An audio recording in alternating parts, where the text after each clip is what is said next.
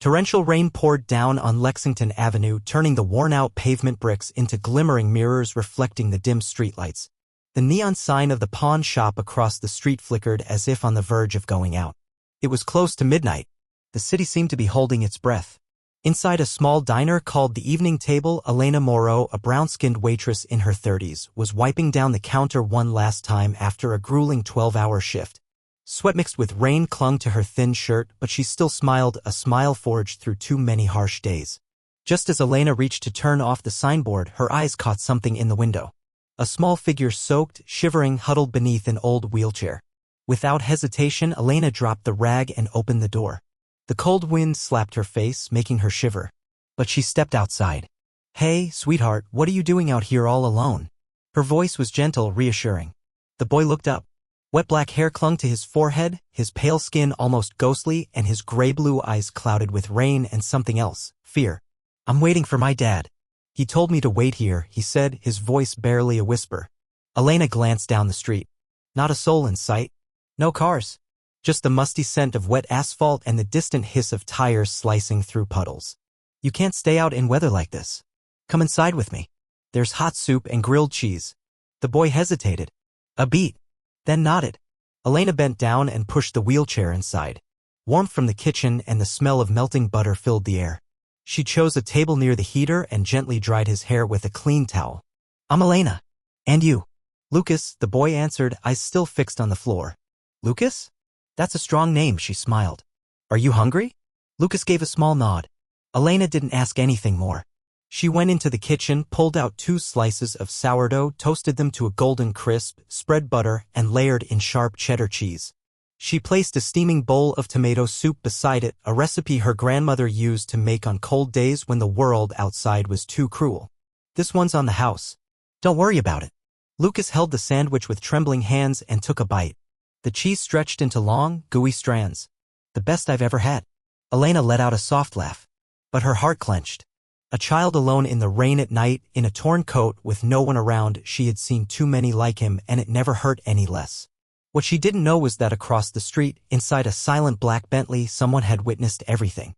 Nathaniel Holt, 46, CEO of Holt Dynamics, a billion-dollar tech conglomerate, sat behind bulletproof glass, eyes fixed on his son and the unfamiliar woman.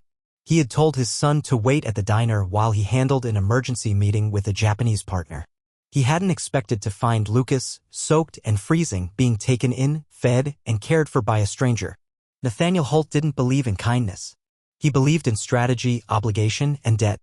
And now he felt he owed a debt not to someone powerful but to a night shift waitress in an old apron who had refused to stop being kind. He didn't know her name, but he would find out. Rain was still falling when Elena locked up the diner, the last streetlight on the block fading into darkness. Lucas had left not long ago. A strange woman had come to pick him up, hoodie, jeans, a baseball cap pulled low. Her face was cold beneath a smile as soft and fleeting as soap bubbles. Something about her didn't sit right with Elena. She had seen all kinds of people, the ones who ran, the ones who pretended, and the children left behind by empty promises. When she'd asked, "Is she family?" Lucas had hesitated, not nodding, not shaking his head, just lowering his gaze. Elena knew she couldn't stop it. A brown-skinned woman working the night shift had no right to question anyone about the child they were taking. If she spoke up, the consequences would land squarely on her, as they always did. So instead, she reached for a chocolate chip cookie, wrapped it in wax paper, and pressed it into Lucas's hand. "Save it for later, champ." Lucas smiled, a small smile, but one that shone bright. Then he followed the woman into the rainy night.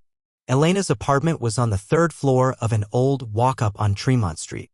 The walls were peeling, the wooden floor creaked, and the heater always broke when it got coldest. But she was used to it. She'd lived with such inconveniences her entire life. Still, tonight felt different. An unease clung to her like cold mist.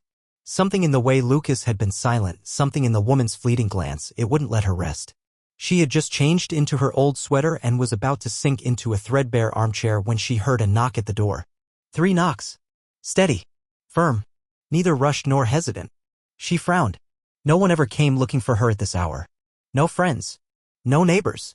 She stepped to the door and peeked through the peephole. A man. Tall, broad-shouldered, in a sleek black overcoat. The hallway light cast shadows on a chiseled face, his gray eyes sharp and guarded, the kind used to giving orders, not asking permission. She didn't open the door. "Who is it?" she asked, her voice cautious. A pause. "Nathaniel Holt," the man replied, his voice deep and clear. "I'm Lucas's father." Elena's heart skipped a beat. "I saw everything. And I'm not here to thank you," he said. "I'm here to repay a debt." She hesitated, her hands still on the lock. This man didn't belong here. Not in places with curling wallpaper and sagging wooden floors. Not on third-floor landings. She opened the door just a crack enough to see his face clearly. "I didn't do it expecting gratitude." "I know. That's why I'm here." He didn't push in. Didn't hurry. Just slowly reached into his coat pocket, pulled out a thick envelope, and placed it gently on the small table by the door. Elena looked down. The paper was high quality, heavy, smooth, trimmed with silver. No one sent bills in envelopes like that. "What is it?" "An offer. A position at Holt Dynamics. Strategic advisory. Reporting directly to me. 6-figure salary. Full benefits." Elena gave a soft laugh, not out of joy. "Because I made your son a sandwich?" "No. Because you saw him." His gaze softened unexpectedly. "Not the condition. Not the label. The child. No one does that. Not in my world." Elena crossed her arms, tilting her head slightly. "I'm not a product to be picked and displayed for good optics." "I know. And I'm not looking for optics. I'm looking for someone who doesn't pretend. You're that kind of person." She looked at him, then at the envelope. Opportunities like this didn't just fall into the hands of people like her. But the strangest part wasn't the doubt, it was the feeling that maybe she deserved it. "I'll think about it." Nathaniel Holt gave a small nod, then turned and walked away. When the door closed behind him, Elena looked down at the envelope, its weight heavy in her hand, as heavy as the decision it carried. She didn't yet know what her answer would be. But one thing she knew for sure, if she stepped through that door, there would be no turning back. 2 weeks later, Elena stood in front of the towering glass structure named Holt Dynamics, her heart pounding like a war drum. The building rose like a steel glacier, piercing the heart of the city, reflecting the bright morning sun. She adjusted the collar of her blazer, the best piece in her second-hand wardrobe, and her low-heeled shoes still bore traces of dust despite her efforts to clean them. People here didn't dress like her. But she wasn't here to fit in. She was here to fight. The moment she stepped through the revolving door, she felt every gaze shift toward her. Not curious. Not welcoming. But assessing each quick glance, every up and down look as if she were a problem to solve. The sound of heels clicking, keyboards tapping, pages turning. No one smiled. Everyone moved like precision software. A young receptionist with a tight ponytail and nude lipstick looked up at Elena. "Your name?" "Elena Morrow. I have an appointment with Mr. Holt." The woman paused briefly, then checked her screen. "Yes. Mr. Holt is expecting you." Left elevator. 41st floor. Elena stepped into the elevator, her second-hand shoes making soft clicking noises against the stone floor. As the doors closed, she took a deep breath. "I'm not here asking to be accepted. I'm here to prove they were right to choose me." Nathaniel Holt's office was wide and cold like an art exhibit. Everything looked too pristine to be used, the sleek black desk without a single paper, the bookshelf lined with untouched white and gold spines. But the lighting was perfect, designed to cast a spotlight on his chair, creating a near-religious aura of authority. He was standing by the window, gazing out over the city. Even his posture radiated control. "You're 3 minutes late," he said without turning.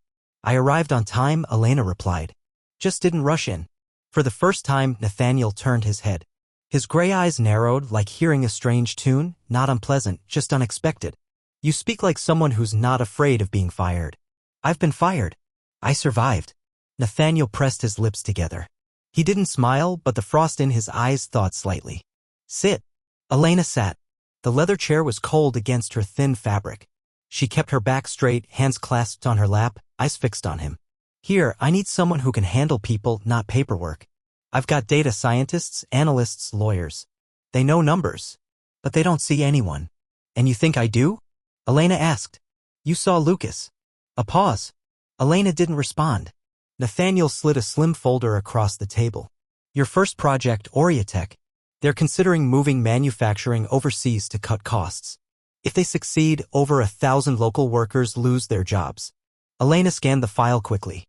"And what do you want me to do?" "Convince them not to." She looked up slowly. "Not legal arguments. Not formal negotiation. You want me to use words. I want you to make them fear losing more than they gain." Elena sat still for a moment, then nodded. I'll need data, contract details, Oriateca's lead negotiator, press profiles, and a decent cup of coffee. Nathaniel laughed, just a little. But it was real. You'll meet Nora Blackwell, my executive assistant. She'll get you everything. They met less than 10 minutes later in a hallway wide enough to be a museum lobby.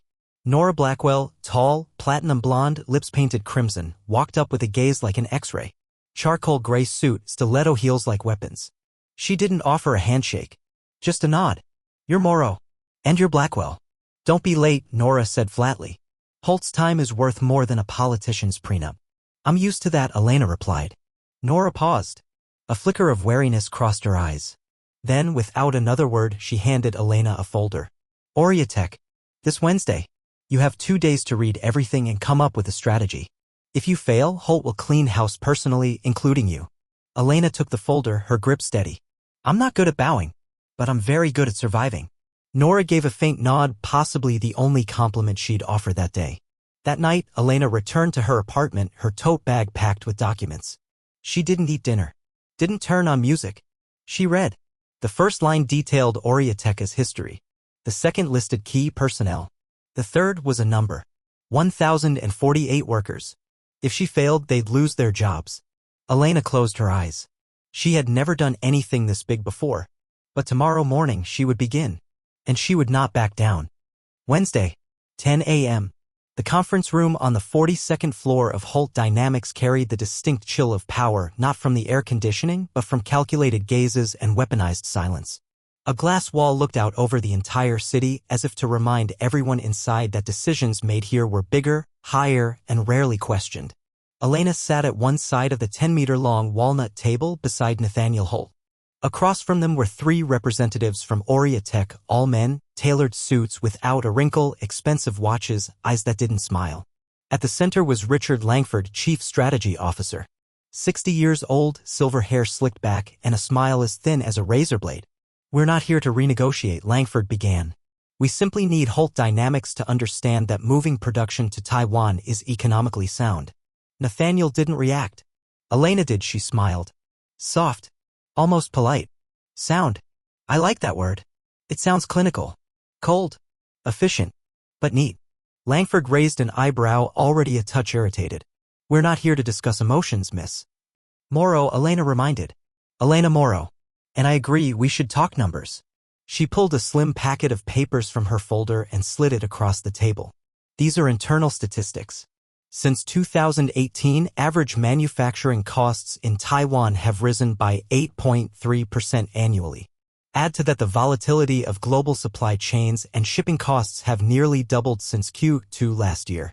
Langford flipped through the documents, his face tightening. This information isn't new. But the perspective is, Elena replied. You want to cut labor costs. But in 3 years, when those cost advantages evaporate, you'll be paying triple to rebuild your U.S. infrastructure. One of the younger executives, Conrad, shifted impatiently. We don't need a lecture on long-term strategy. Elena tilted her head, eyes locked on him. Then have you considered market reaction?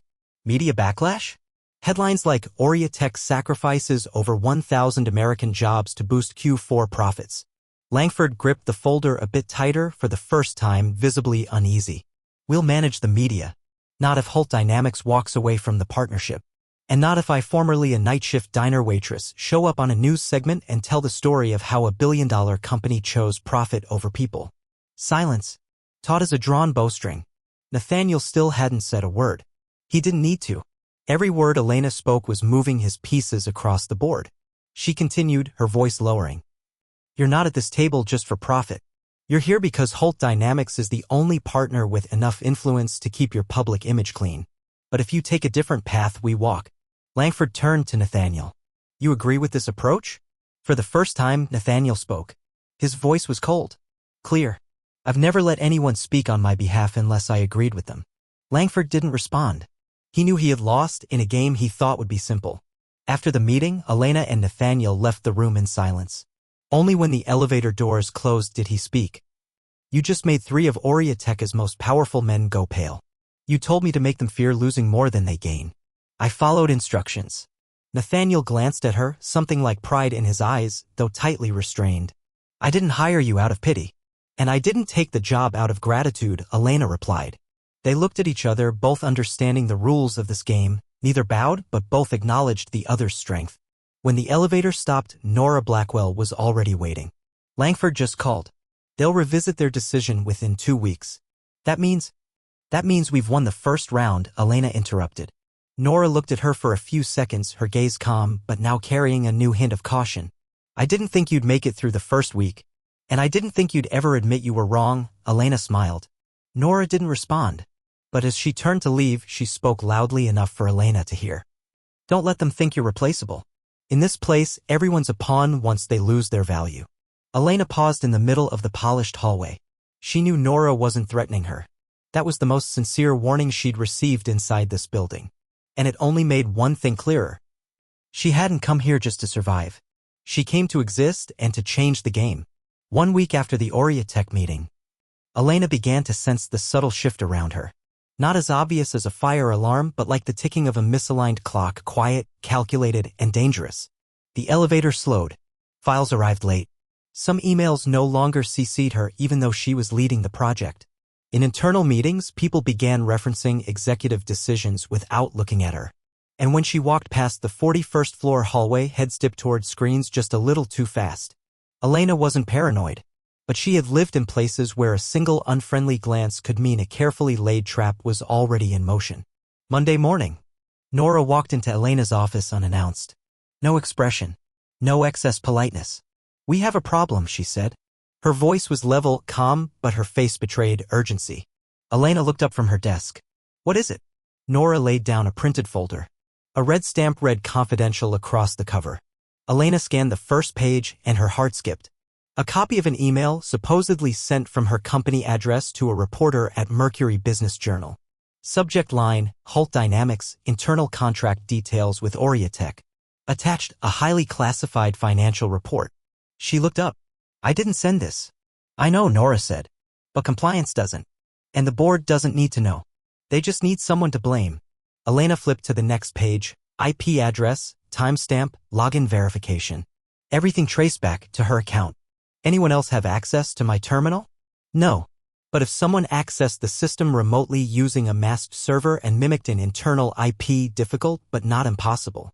The problem is, I look like the rescued traitor who bit the hand that fed her. Nora nodded coldly. Nathaniel hasn't made a call yet. But compliance wants you suspended. If you can't prove anything in 48 hours, the board will vote to remove you. Elena stood. Her eyes were cold. Steady. Who's behind it? Eric Callahan, Nora answered immediately. Head of foreign investments. He got pushed out of the Tech deal after your meeting. Elena remembered Callahan had strongly opposed keeping production in the U.S. He had never once looked her in the eye. Now, he didn't just want to avoid her. He wanted her erased. What do we have on him? Not enough to take to the board. But if there's a trace, even the smallest, we can follow it. I've got IT combing the server logs. But it'll take time. I don't have time. The next 2 days, Elena barely slept. She stayed in the office past midnight, drinking vending machine coffee instead of leaving the floor, knowing someone was watching. Tuesday, 5:37 p.m. Nora burst into the office, breathing fast, for the first time ever. We got it. She handed Elena a USB stick. Data pulled from a backup server, records of Callahan's unauthorized access, his login matching the time the fake email was sent. Even better, evidence he had exported data through a masked VPN. We've got enough to take him down. Next morning, the boardroom gleamed with cold, white light bouncing off glass and steel. The air was heavy, like lingering smoke that refused to lift. Callahan sat 2 seats across, fingers interlocked, confident. Nathaniel stood beside Elena. No expression. Just one sentence. Ms. Morrow, do you have anything to present before the board votes? Elena stepped forward. No notes. No slides. Just her voice. I'm not here to defend myself. I'm here to present facts. She plugged in the USB. File by file, she displayed logs, timestamps, matching data trails, and VPN evidence. She didn't try to persuade. She simply proved. Callahan paled. His mouth opened, then closed, no words came out. Nathaniel stared at him for a moment, then turned to the board. I recommend the immediate dismissal of Eric Callahan and full legal review of the attached data. No objections. As the room cleared, Nathaniel stepped closer to Elena, his voice lower than ever before. You just survived your first trial by fire. I didn't survive, Elena replied. I won. He looked at her for a long beat. This time, there was real respect in his eyes. Good. Because from here, it only gets harder. That night, Elena returned to her small apartment with a bag full of documents, but a much lighter step. She wasn't this corporation's charity case. She was the threat they couldn't erase. And now the real game had begun. 3 days after Callahan's removal, Holt Dynamics was unusually quiet. No rumors. No hallway chatter. But Elena could feel it. Her every step now echoed. She still had her job, but she was no longer invisible. People looked at her differently, not just sizing her up, but weighing her. In some cases, wary. No one knew exactly what role she played inside Holt Dynamics anymore, but everyone knew one thing. She wasn't a pawn. Still, one person hadn't changed: Nora Blackwell. Nora didn't get friendlier. She remained sharp, punctual, concise. But after the investigation, she began quietly forwarding additional files, source suggestions, and deeper system access. Then, one morning, amid a routine scheduling email, she slipped in a single line.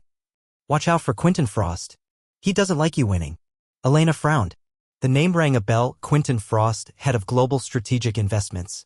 Young, charismatic, influential with major shareholders, and known for his boardroom mind games. Nathaniel once said, "Frost never says anything unless he has 3 motives behind it." They hadn't met directly. But if Nora was sending a warning, it meant one thing. He had noticed her. That afternoon, after a routine meeting, Elena returned to her desk to find a handwritten envelope. No name. Inside, a thick card, written in deep blue ink. "Conference Room B, Floor 39, 7 p.m. If you want to know who really runs Holt Dynamics." No signature. Elena stared at it, skeptical. A trap? Maybe. A threat? Possibly. But what made her decide to go wasn't curiosity. It was the silence, the kind that fills a room right before the truth arrives. 7 p.m. Floor 39. Conference Room B. Unlike the usual glass and steel aesthetic, this room had soft lighting and dark wood interiors, more classic library than corporate tech. A fresh flower arrangement sat at the center of a round table. Elena stepped in and wasn't surprised to find Nora Blackwell already seated. She wore a simple black shirt. No lipstick. No blazer. She looked less like a corporate machine and more like something real. Most strikingly, her eyes were unguarded. "You sent the card?" "I never let others say what I need to say."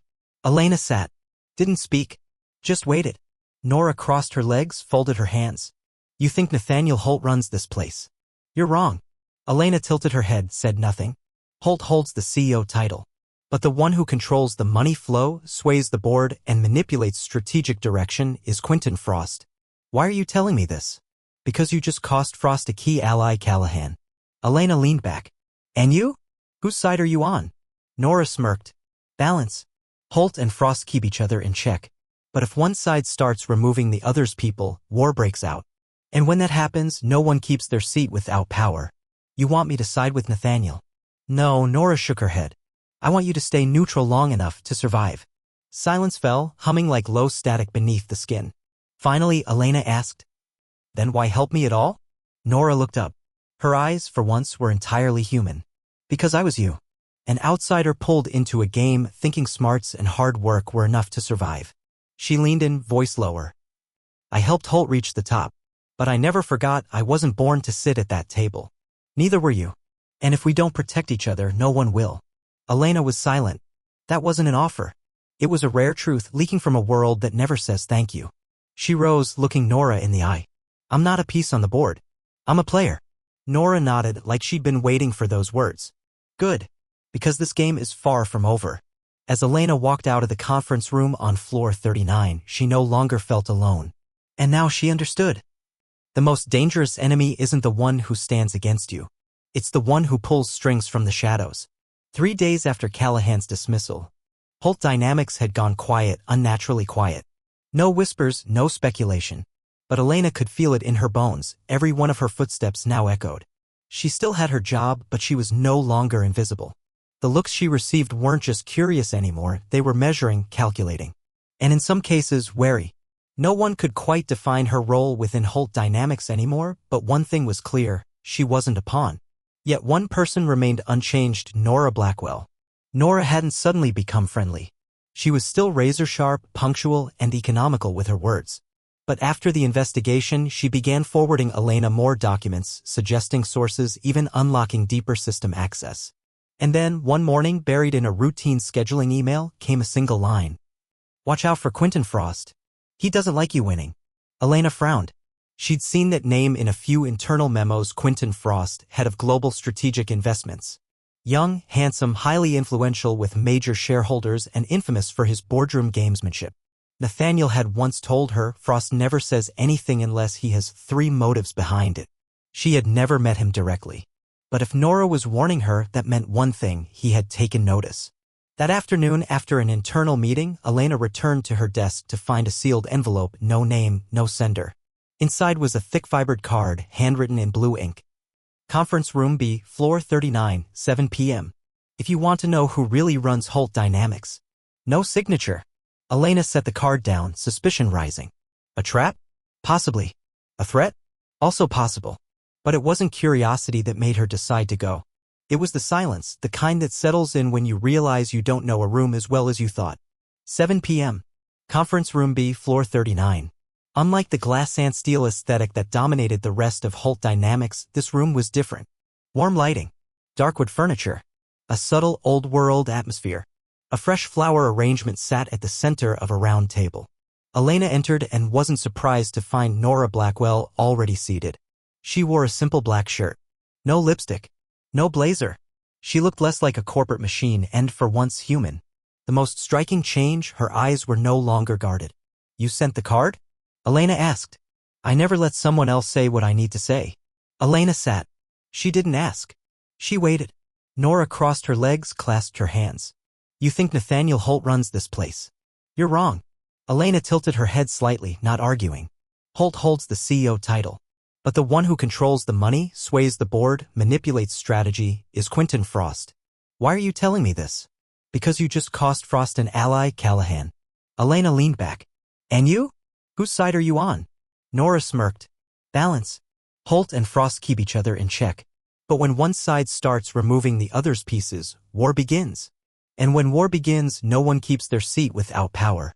Elena's voice was quiet. You want me to side with Nathaniel? No, Nora shook her head. I want you to stay neutral long enough to stay alive. For a while, neither of them spoke. Only the low hum of the air conditioning whispered like static beneath the skin. Finally, Elena asked, Then why help me? Nora looked up, her eyes raw and unmasked. Because I used to be you. An outsider pulled into a game thinking that intelligence and hard work were enough to survive. She leaned forward, her voice lowering. I helped Holt rise to the top. But I never forgot, I wasn't born to sit at that table. Neither were you. And if we don't protect each other, no one will. Elena didn't reply. That wasn't an offer, it was truth, rare and unvarnished, spoken from within a machine that doesn't say thank you. She stood, locking eyes with Nora. I'm not a pawn. I'm a player. Nora nodded, like she had been waiting for that answer. Good. Because this game is far from over. As Elena stepped out of the conference room on the 39th floor, she no longer felt alone. And now she knew. The most dangerous enemy isn't the one who opposes you. It's the one pulling strings from the dark. 1 week after the secret meeting with Nora, Elena began to feel the heat in the air, not from the weather, but from the unnamed currents moving around her. The Aurea Tech project was under closer scrutiny. Meetings now included unexpected attendees, senior figures who didn't speak, only observed. And every email Elena sent was answered with abnormal speed as if the recipient already knew its contents. But the most telling sign was the reappearance of a name, Quentin Frost. Once a shadow in the wings, Frost now appeared regularly in meeting notes, internal memos, and most notably in Nathaniel Holt's calendar. Their one-on-one meetings grew longer. Holt's schedule now always included at least one private session with Frost each week. And then the invitation came. Location, internal conference room, floor 38. Time, 2 p.m. Subject, strategic personnel direction, next quarter. Convened by Quentin Frost. Elena knew this wasn't just a meeting. It was a summon to the board. 2 p.m. floor 38.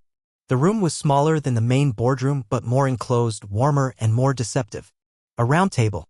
Soft amber lighting. Leather chairs. Everything designed to put people at ease, then strike when they're unguarded. Frost was already there, perfectly polished. A pale gray suit, slim black tie, and sky blue eyes that gleamed with something Elena didn't like, not malice, but certainly not goodwill. Miss Morrow, Frost said, rising to shake her hand. At last, we meet. Mr. Frost, Elena replied, matching his grip, not too firm, not too soft. A pleasure. Please sit. I think it's time we understood each other better. Elena took her seat, eyes steady. She didn't need to guess this wasn't about understanding. It was about establishing hierarchy. Frost folded his hands on the table, voice like poured honey. I've been following your work. Impressive, truly. Not many people can rattle Langford in a meeting. I wasn't rattling. I was presenting facts. And those facts made a lot of people lose control, Frost said with a faint nod. But sometimes the best people are also the greatest threats, aren't they? Elena didn't blink. Is that a compliment or a warning? Frost smiled slightly, saying nothing. The silence grew thick. I trust you understand, he continued, that Holt Dynamics isn't just a company, it's a structure. A system of power. And in that system, even the smallest movement creates ripples. Elena nodded. And sometimes ripples drag down things that seemed immovable. I like the way you speak, Frost said lightly. But that's exactly why I have to ask, what is your true objective? Elena didn't pause. To create real value. To keep people at the center. And not let those in high places decide the futures of thousands without ever looking them in the eye. Frost chuckled. This time it felt real. And more unsettling. Idealistic. Beautiful. And unrealistic. Not yet realistic, Elena corrected. But I'll try. And if I fail, at least I'll know I didn't bow. Another silence. Then Frost shifted, leaning forward, eyes sharpening like blades. Listen, Miss Morrow. I have no intention of destroying you. I don't need to. This system will do it for me if you pick the wrong path. All I want is for you to understand, no one keeps their ideals once they hold real power.